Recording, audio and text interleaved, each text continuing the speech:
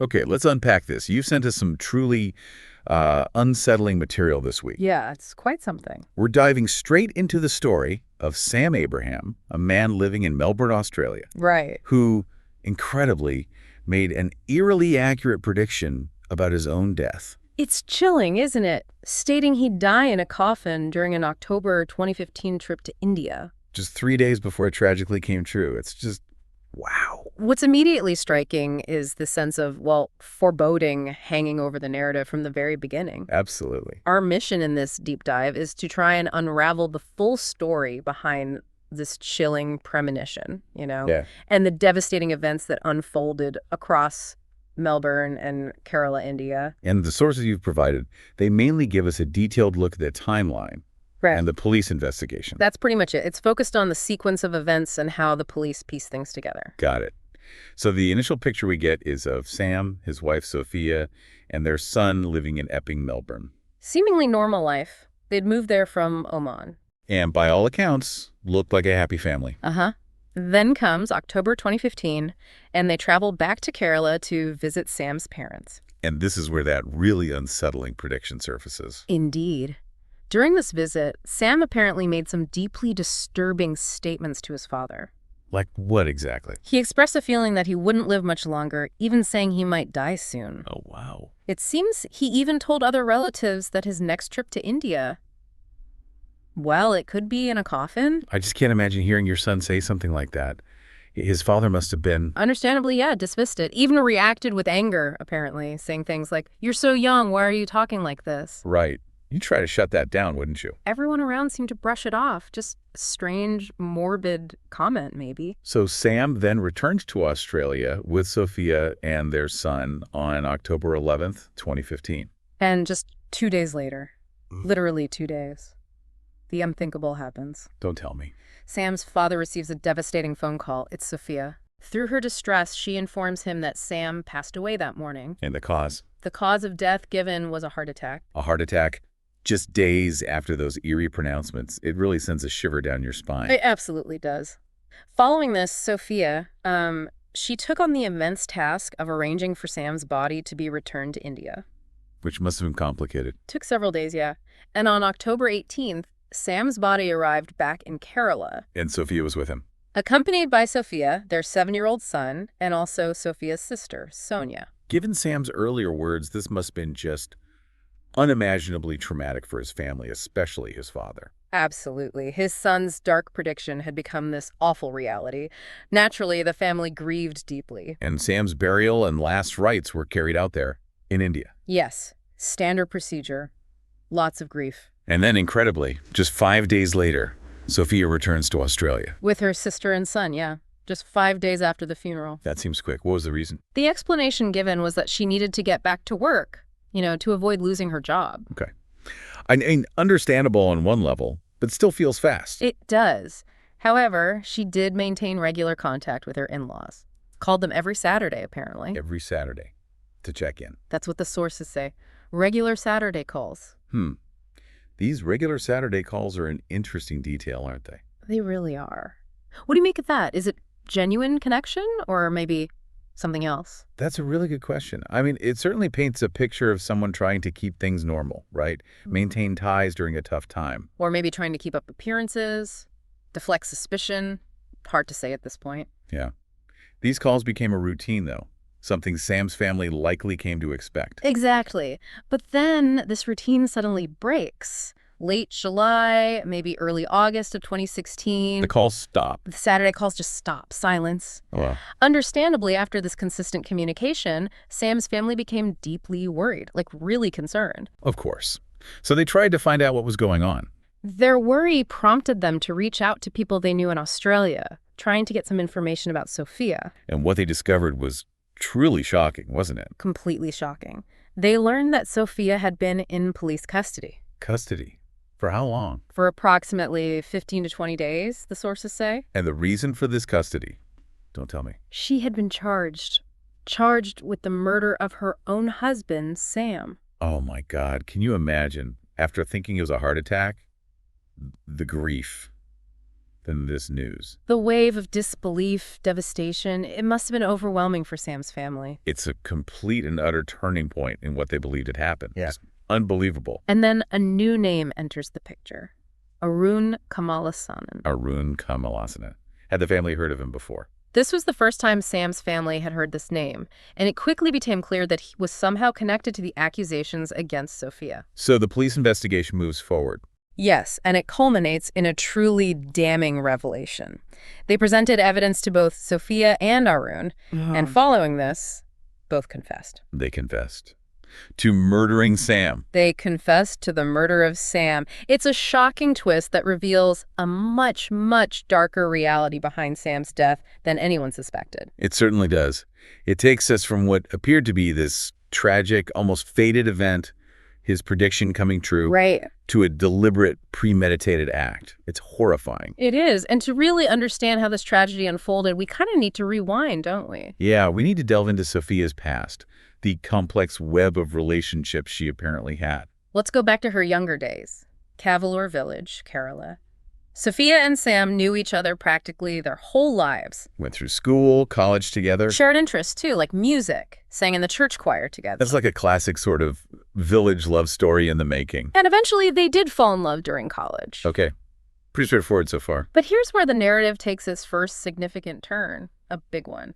Uh-oh. During the same period in college, while she was apparently falling in love with Sam, Sophia was also involved in a relationship with another man, No. Arun. Same word in Kamalasanan. So Arun wasn't a new figure at all. He was from back then. Exactly. And remarkably, she managed to keep these two relationships entirely separate. How? Neither Sam nor Arun had any idea about the other's existence. That takes some doing, especially in college.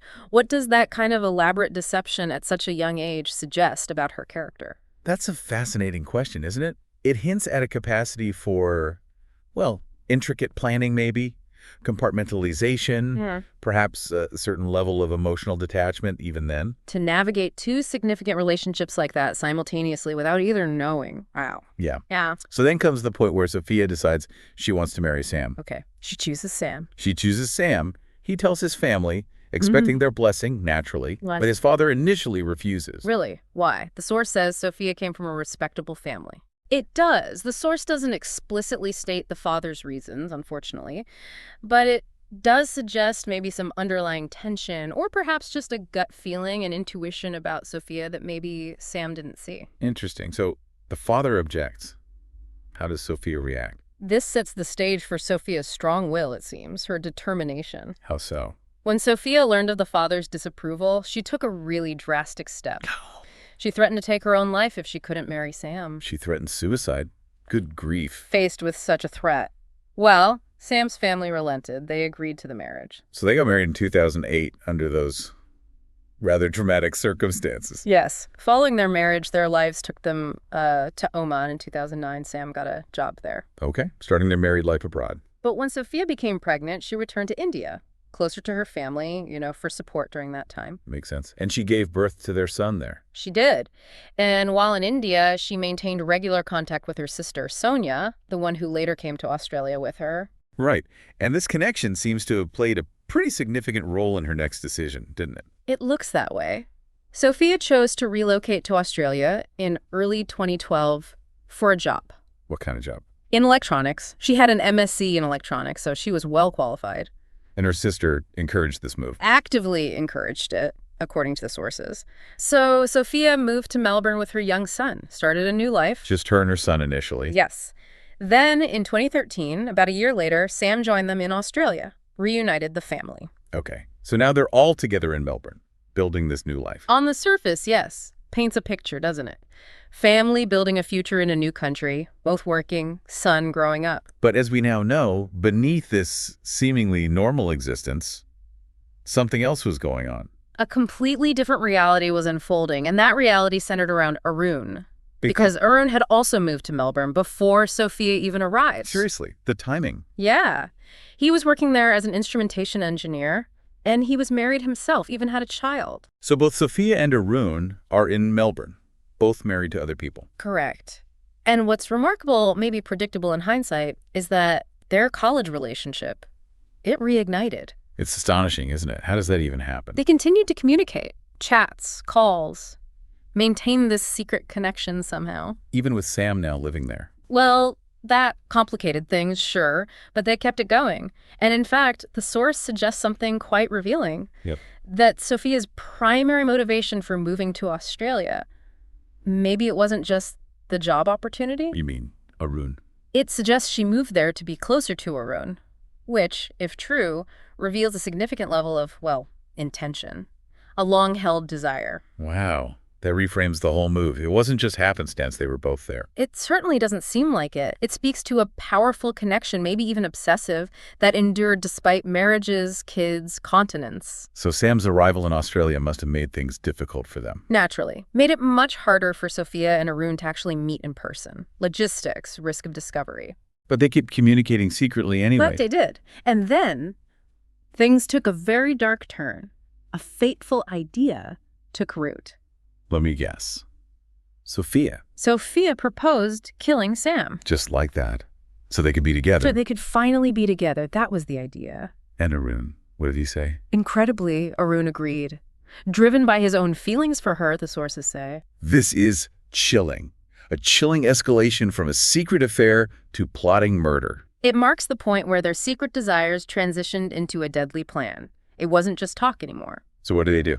Arun began to surveil Sam, meticulously observing his daily routines, his timings. And Sophia helped. Actively assisted him, providing inside information about Sam's movements, his schedule. She knew everything. Okay, so they're planning. What was the first attempt? Their first actual attempt on Sam's life occurred in February 2015. How? Arun, wearing a mask, attacked Sam with a knife outside a metro station. A knife attack, did he? He inflicted serious injuries to Sam's throat and cheek, but Sam survived. He survived a knife attack to the throat. Unbelievable. Almost unbelievable, yes. And Arun managed to escape without being identified. Mask helped, presumably. So the first attempt failed. Did that stop them? Not at all. Sophia informed Arun about what had happened, that Sam survived. And they just kept planning. Immediately began planning another way, a different way to kill Sam. What did they decide on this time? This time, they decided to use cyanide. Cyanide? Much harder to detect initially, I suppose. More insidious. Exactly. A far more insidious method than a physical attack. Okay, so walk us through the poisoning itself. The details are, well, they're truly horrifying, aren't they? They are. On October 14th, just after Sam got back from that trip to India. The trip where he made the prediction. The very same trip. Sophia mixed cyanide into Sam's orange juice. Orange juice. And she gave it to him. Unsuspecting, Sam drank it, then went to lie down. Tragically, he never woke up. The cyanide worked quickly. So Sophia's actions immediately after he drank it, what did she do? They reveal a disturbing level of calculation, actually. She contacted Arun straight away. And Arun came over. He came to her house to ensure that Sam was indeed dead. He needed a check. Apparently. And he even went to the extent of, this is gruesome, forcibly pouring the remaining juice into Sam's mouth. Why? To make sure. Presumably to ensure the dose was lethal. A truly awful detail. Then he just left the house. Leaving Sophia there. Leaving Sophia there, alone, in the house with her deceased husband and their young son asleep somewhere nearby, all night. God.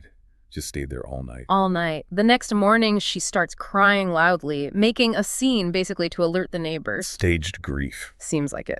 Sam was rushed to the hospital, but declared dead upon arrival. And following this, Sophia initiated her deception, right? The heart attack story. Exactly. Informing everyone, including, crucially, Sam's father over the phone back in India, that he had died of a sudden heart attack. And her swift actions in arranging for Sam's body to be returned to India. That now seems very deliberate, doesn't it? Extremely deliberate. Likely, as you suggested earlier, to avoid an autopsy in Australia. Because an autopsy there would almost certainly have found the cyanide. Precisely. The local doctor in Australia, well, they accepted her explanation. The official cause of death was recorded as a heart attack. No suspicions raised initially. So back in India, for the funeral, no one in Sam's family suspected Sophia at all. Not initially, no. Her apparent sadness, her grief, it convinced everyone of her sorrow. She played the part well. But as we know, the truth eventually came out. thanks to the police. Yes, thanks to the persistent work of the Victoria Police, their role was crucial. Now, the sources seem a tiny bit unclear on the exact trigger for suspicion.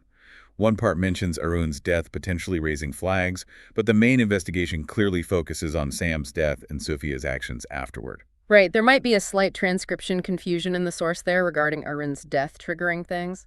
It seems more likely, based on the flow of the investigation described, that suspicion started with Sophia's behavior after Sam died. Okay, let's focus on that then.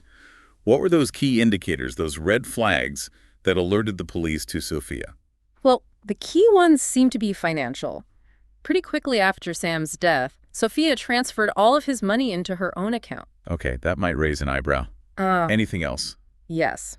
Perhaps even more conspicuously, she registered Sam's car in Arun's name. She transferred her dead husband's car to Arun. Wow, that's bold. Bold and incredibly suspicious for someone supposedly grieving a sudden heart attack death. These actions likely stood out immediately. So these actions may be combined with some initial background checking linking her to Arun. Exactly. It led the police to place both Sophia and Arun under surveillance. Quietly. So they didn't confront her right away. No, they let her believe her deception had worked. Very smart police work. Patient. And in the meantime, they used an undercover agent, right? Yes, an undercover officer befriended Arun, slowly gained his trust over time. And this is where their patient investigation really paid off, wasn't it? Hugely. Because the police had also placed taps on both Sophia's and Arun's phones. Listening in on their calls. Listening in. And in one intercepted call, they got gold. Sophia and Arun were talking. What about? About how much time had passed since Sam's death, about their belief that they had actually gotten away with it. They thought they were in the clear. Completely. They were even talking about their future together, planning it. That phone call must have been critical evidence. It shows motive, guilt. Absolutely. Revealed not only their guilt, but the underlying motive, their desire to be together, free of Sam. And then came the confession, didn't it? From Arun. The truly damning piece. Arun, talking to the undercover detective he thought was his friend. Got drunk. Got loose-lipped.